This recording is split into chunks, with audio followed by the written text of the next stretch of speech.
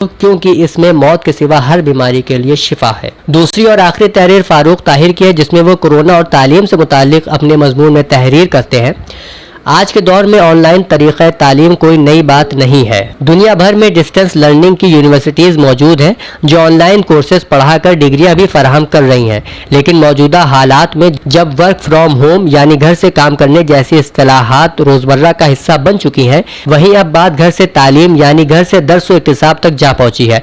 Online तरीक़ा तालीम ने फ़वाइद और नुकसानात अपनी जगह, कोरोना वबा के दौरान ये हमारे लिए एक मजबूरी बन चुके हैं।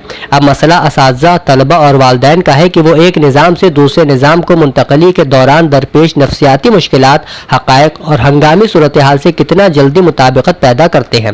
ई लर्निंग और डिजिटल तकनीक से लैस अफराद, असातिज़ा और तालीमी कौस से वाबस्ता अफराद पर मबनी रज़ाकार वॉलंटियर्स की एक जमात की तश्कील बहुत ज़रूरी है, जो जदीद टेक्नोलॉजी तक रसाई से महरूम तलबा तक इल्म व मालूमात को बहम पहुँचा सके।